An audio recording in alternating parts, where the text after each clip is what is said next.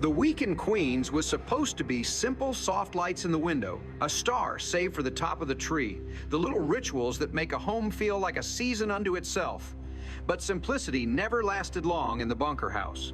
It began with a knock and an entrance that felt like a stage cue, Beverly LaSalle crossing the threshold in a dress that caught the lamplight and turned the living room into a theater. Edith fussed with motherly pride, all nerves and sweetness, while Archie clomped in from the dining room, armed with a knife and fork and an attitude announcing in his usual way that surprise parties and big feelings were things best left to other zip codes.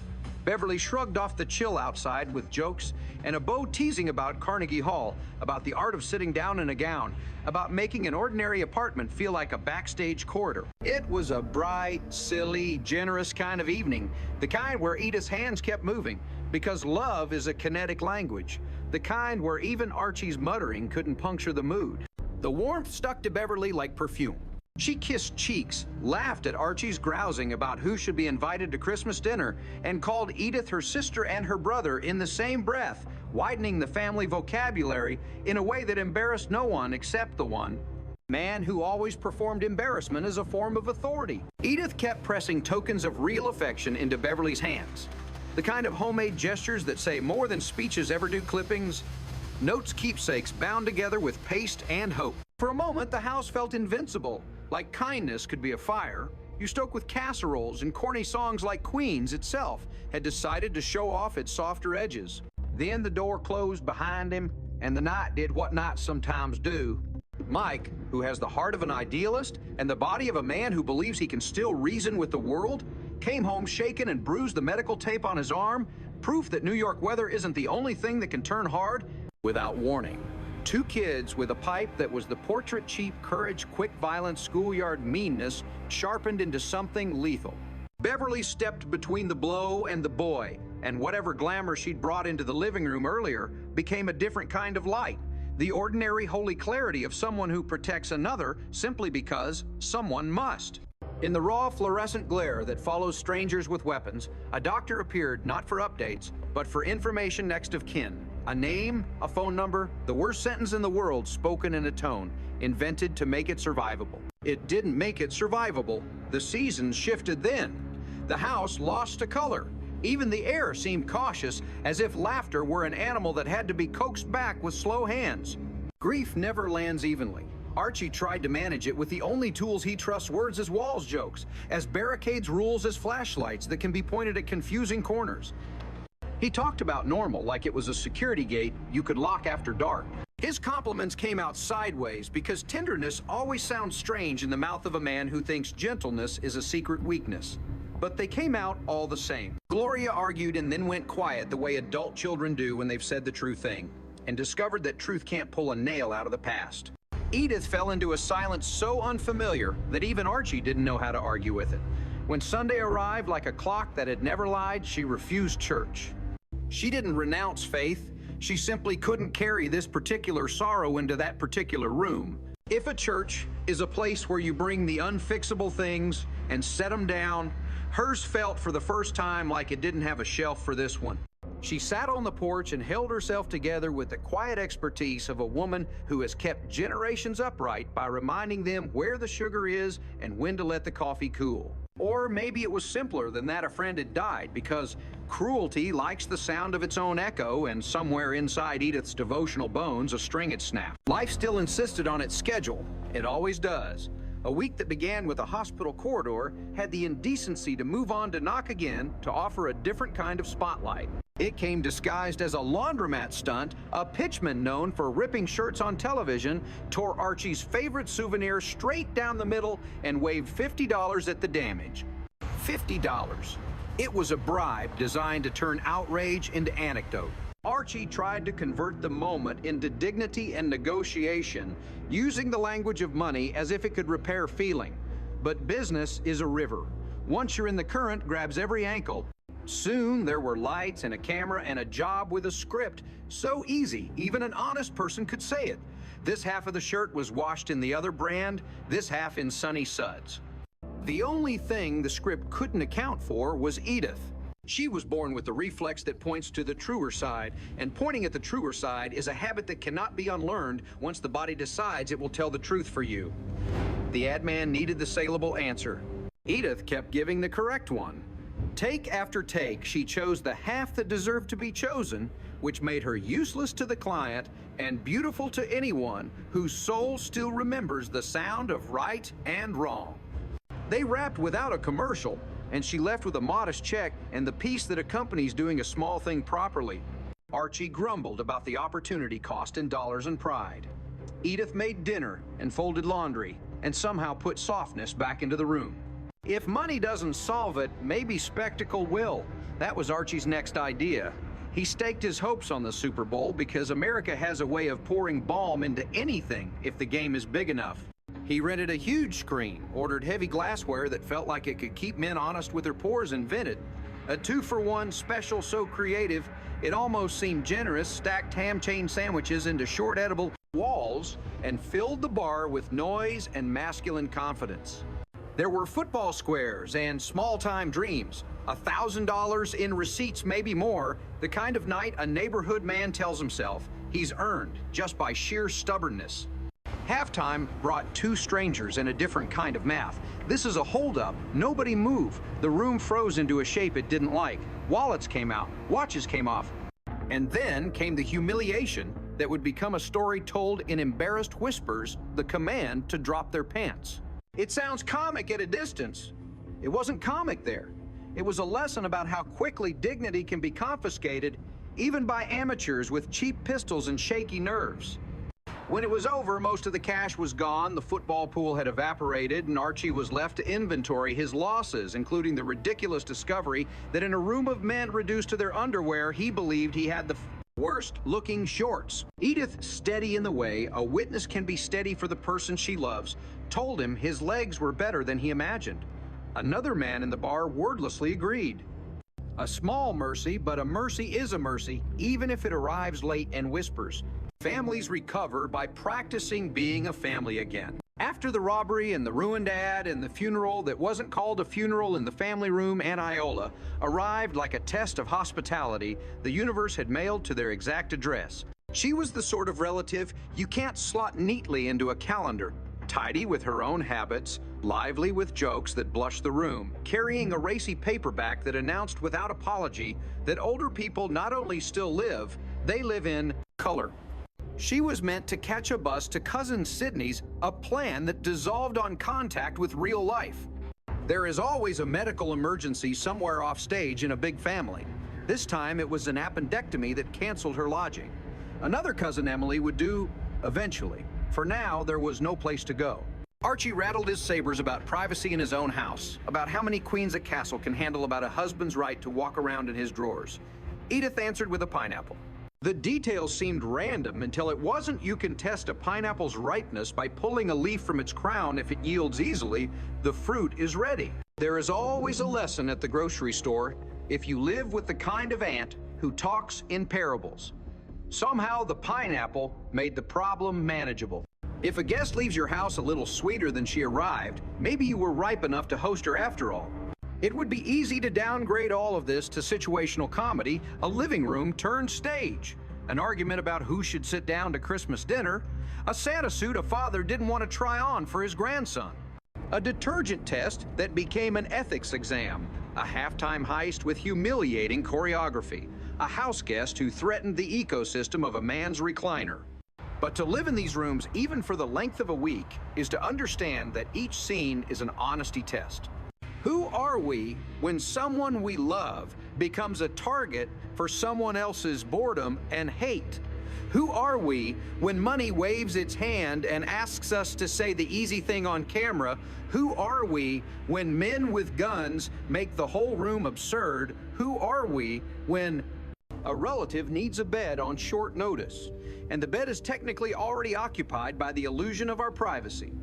The answers don't arrive as speeches. They arrive as gestures, small and cumulative. Edith invites the person who would otherwise be alone. She keeps a scrapbook because to remember someone is the most practical form of love. She points to the right half of the shirt even when it costs money. She pours coffee, forgets the sugar, remembers the sugar, starts again. She declines church not because she has stopped believing in God, but because the God she believes in has to be the God who knew Beverly by name. And in the new geometry of her grief, the pews line up wrong. Archie changes, but only in the way stubborn men do sideways, like a car easing into a tight parking space it swore it couldn't fit. He calls things by the names that make him feel safest and then does the kinder thing anyway. He puts on the Santa suit for Joey after vowing he wouldn't. He protects his bar by trying to turn it into an event, and then protects his dignity by putting the bar back together after it is stripped of cash and swagger. He argues about what is normal until the word begins to wobble in his mouth and makes room for a compliment that would have embarrassed him a year ago.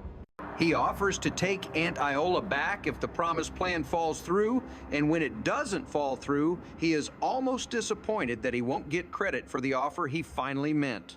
Gloria and Mike hover at the moral edge of things idealists learning with a little shock that ideals are louder in a living room than in the parking lot where a pipe is swinging. Mike carries the soft guilt of a person whose life was saved by someone who should not have had to save it. Gloria stands in the doorway of every scene like a witness for the prosecution, and the defense furious at cruelty and tender toward the witnesses it leaves behind. Their marriage bumps across the week's obstacles and keeps moving proof that partnership is less about synchronized opinions than about synchronized returns to the table. If there is one image that refuses to fade, it is the porch at the hour when church bells ring. Edith sits in her Sunday dress and says she can't go. Somewhere behind her in the house, the Santa suit is hanging where someone will find it and put it on for a child. On the coffee table is the torn shirt from a commercial that never aired.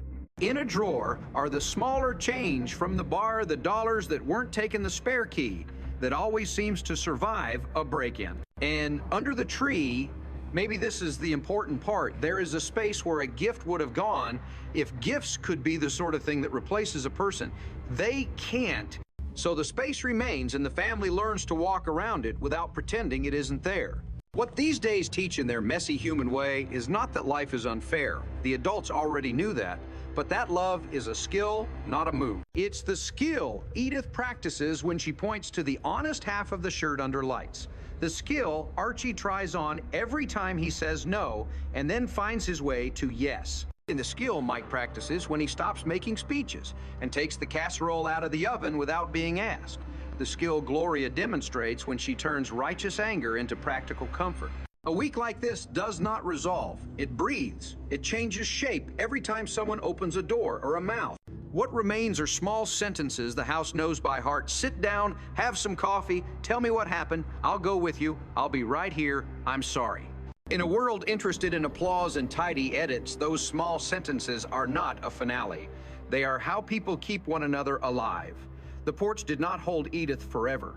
Sorrow never asked permission, but it also never refuses company for long. It followed her back into the kitchen where she did the ordinary work with deliberate hands, the gentle bully of routine, making its case that people can be mended by small obediences. She wiped the counter even when it was clean, set the cups before the coffee had finished percolating, laid out 2 spoons for sugar, though she knew Archie would complain that it sweetened the coffee past the legal limit.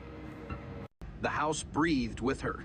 When Archie shuffled in the argument waiting on his tongue, she looked up as if his words were a draft under the door and gently pushed it shut. He still talked because that is what he does when he does not know how to apologize, but the sentences came softer, their corners sanded down by the week. He told her the Santa suit fit after all. He told her Joey had laughed like a bell. He told her it mattered to him that she saw him put the suit on, even if he pretended it didn't. It was as close to a confession as he got, that the world felt less cruel when a little boy believed in something jolly and red and absurd. What he could not say, Edith knew anyway. She knew that grief can make a person mean in the mornings and policy-minded in the afternoons and weirdly sentimental before bed. She understood that the argument about Normal was a sandbag he stacked against a flood he could no longer name. So she let him talk about cereal prices and the scandal of the city's sanitation routes and whether the cable man was cheating the whole borough, and she didn't push the conversation toward the hospital or the way the doctor's voice had made the room smaller. Instead, she waited for the invisible threshold every couple reaches in a painful week. The moment when a practical chore admits it is an embrace. She touched his wrist when he reached for the coffee. He didn't move his hand away. The neighborhood noticed they're quiet. Friends and strangers have their own brand of kindness. When tragedy strikes, some bring casseroles that don't reheat well. Some deliver theories no one asked for some, arrive with a joke that overshoots its landing, and still somehow makes the room lighter. The postman made a point of thumping the lid of their mailbox like a good luck charm. Mrs. Cabby across the hall pretended she needed to borrow sugar and left with a bag of groceries Edith wouldn't have let her buy. Even the butcher down the block cut the roast a little thinner and called it custom trimming for the lady, with a heart bigger than the burro.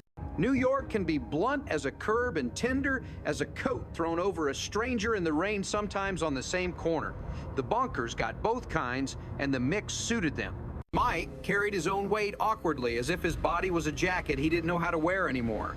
Survivor's guilt is an odd tailor. It pulls at seams no one sees. He tried chores as penance, trash out early dishes, dried before the rack could drip errands, run without commentary, and yet none of it landed as enough. At night, he whispered to Gloria that he would have preferred a scar, something visible that could stand in the doorway and admit what had happened. Gloria made space for his sentences and also cleaned around them because someone had to. She was less interested in the symmetry of justice than in the physics of care. Put a plate of food under a hungry person's nose, and their grief will at least have to move out of the way long enough to smell it. She set down plates. She left the sink to soak. She pressed her forehead to his for a count of 10, a ritual that replaced language when language refused to cooperate. When the detergent people called the house and asked whether Edith might be willing to try again in a week with a slightly different script, Archie snapped that his wife wasn't a jukebox. You don't put in a coin and get the song that's convenient for your party. Then he lowered his voice and asked how much. The answer wasn't enough to soothe pride or pay for a new roof on the bar. Edith solved it the only way that allowed everyone to save face. She thanked the man on the phone for thinking of her, and then explained gently that she had promised herself never to point at the wrong thing if a camera was running. The man on the other end of the line was quiet for a second. The kind of quiet that suggests an interior vote was taken, and the results will be reported to a boss who won't like them. "You're a good woman, Mrs. Bunker," he said, and hung up. Archie muttered that being a good woman rarely pays scale, but the mutter had no teeth. In the ledger Edith kept in her head, truth had already been tallied on the right side of the page. At the bar, Archie tried to put dignity back on the shelf where it belonged. He replaced the glassware, patched the hole in the ceiling with a square of plaster that dried a different shade, and declared that going forward, the only halftime allowed in his establishment would involve sandwiches, not sidearms. His regulars drifted back like fish after a boat cuts its motor. A few were sheepish in a way men get when they've been revealed as mortal. A few made big speeches about how they would have acted if they'd had one more beer in them. The football pool was revived in miniature for a next game, though the romance of a basketball square is weaker than a Super Bowl square, and everyone knows it. Still, coins clinked and men laughed, and a kind of normal rolled back over the floorboards. Archie put a fresh sign in the window advertising 2 for 1, ask your bartender for details. And the details were exactly as slippery as before, which is to say familiar enough to be comforting. Aunt Iola installed temporarily in the spare room that isn't quite a room got along with the apartment better than anyone expected. She woke early, made her bed so flat you could bounce a quarter and slip quietly around the morning rush like an expert commuter.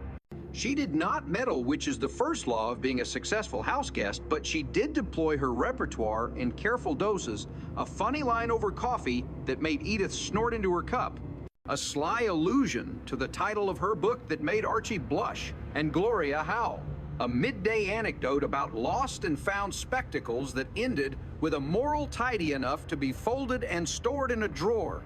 She offered to pay for groceries. Edith refused with a look that translated in their shared family dialect to "your money is no good here, as long as you keep turning the pillowcases right side out before they go in the wash." They were an excellent pair. These two women, one with a talent for quiet industry, the other with a knack for making a task look like a waltz. The day finally came when the call arrived. Cousin Emily's return flight had landed, the guest room was ready, and the taxi was idling outside. Archie affected disappointment and relief in equal measures, a face that said at once, "You are a handful, and I might miss your hands." Iola checked the room once more to ensure she left it better than she found. It kissed Edith on both cheeks, told Mike to loosen his necktie on ordinary days just to practice being happy, and told Gloria that the best marriages are built from two people who can make a joke out of the same bruise. When she turned to Archie, she took his hand, which surprised him into stillness. "You're a good man when you aren't trying so hard to be right," she said, and then, because she could not resist, and because life is short, added a pineapple tip that made him bark out a laugh despite himself. The hall swallowed her footsteps. The apartment felt bigger and smaller at the same time, the way rooms do after a beloved guest leaves. Around then, an invitation arrived from the church. It was not addressed only to Edith. The pastor had enough sense to write "Dear Bunker Family," but its true recipient stood reading it in the kitchen until the edges curled slightly in her hands. A remembrance service would be held, a quiet one with candles and a hymn that had no business breaking anyone's heart and would certainly break everyone's. Edith did not commit on paper.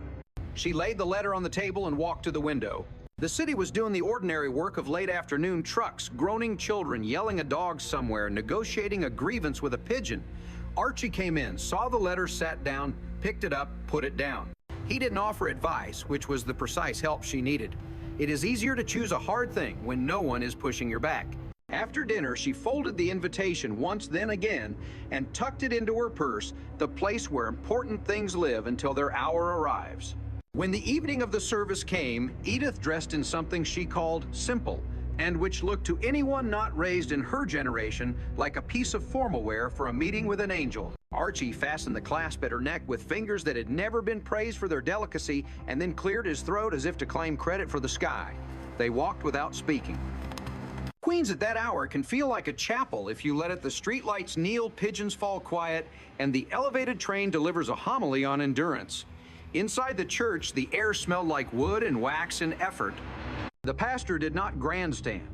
He read a short passage about kindness chased out of town and then left a silence wide enough for everyone to lay their particular grief inside it. Edith's hands were steady. When it came time for the candle, she struck the match with the care of a woman who has lit 1,000,000 stoves and still believes in the small miracle of flame. And in the moment the wick caught, her faith did not so much return as remember how to sit in a room with her sorrow and not be embarrassed by it. She did not march to the rail. She did not announce a doctrine updated for the tragedy at hand. She simply stood there, eyes bright, and let the light declare whatever it could declare. On the walk home, Archie didn't ask if she felt better. He asked if she wanted ice cream. She said yes. Some reconciliations deserve to be celebrated with a scoop. In quieter hours, the house recovered its odd normal. Joey toddled after Archie's shadow with a devotion that made the old man stand a little straighter. Gloria tried a new recipe that left the kitchen smelling like somebody else's vacation. Mike washed the pot so she wouldn't have to pretend the experiment had been a success. The neighbors returned to talking about trash pickup in public schools and who had planted the petunias that somehow survived February. Life resumed the way it always does, by pretending it had never paused.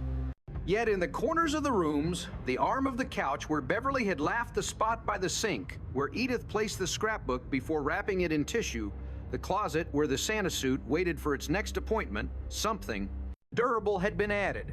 It wasn't wisdom, not exactly. It was the knowledge that a week can hold too much, and people can still hold one another.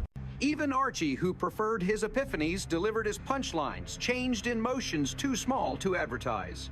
When a man in the bar made a cheap crack at the expense of a stranger's clothes, he lifted an eyebrow that functioned as a warning.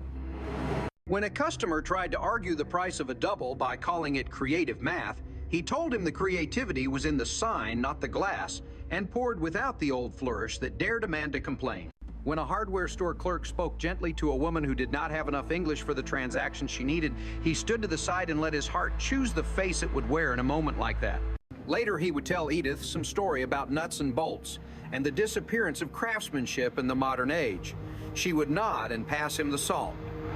They were fluent in the language that allows a man to save face while his face is learning to be different.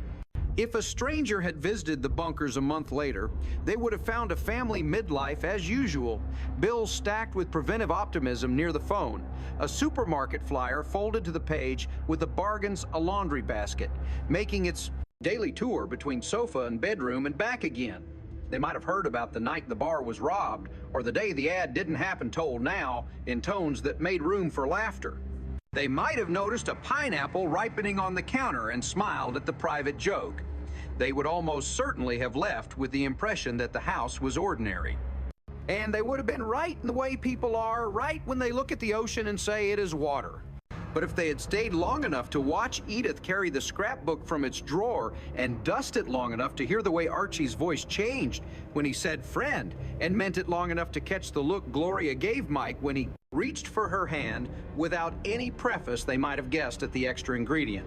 Ordinary is not a synonym for easy. Ordinary is the honorific given to a life that keeps going.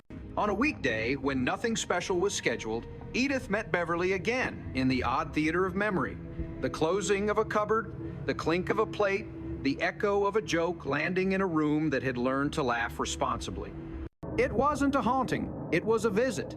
In that visit, the house felt briefly like it had the correct population. She let the feeling stand as long as it wanted to, and then because the timer on the oven rang, and because people must eat, even on days when the dead feel particularly present, she turned and pulled out a pan of rolls. The air changed the way air changes when bread enters it.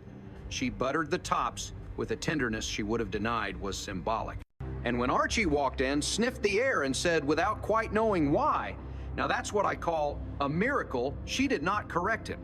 She put a roll in his hand. He took a bite and closed his eyes as if re-entering a favorite room. If a story must have a moral, let it be this one: unadorned and outdoorsy families do not recover from weeks like these. They learn to live on land that has shifted. They treasure the straightforward kindnesses because they cannot afford to waste the fancy kind. They point to the honest half of the shirt even when no one is filming. They lock the cash drawer and invite the regulars back anyway. They say yes to a borrowed bed and then keep a space in their cupboard for whatever lesson arrived with a suitcase. They light a candle, not because it defeats the darkness, but because it teaches the room how to see again. And they keep a Santa suit in the closet as if joy is something you can summon with a costume, because sometimes it is.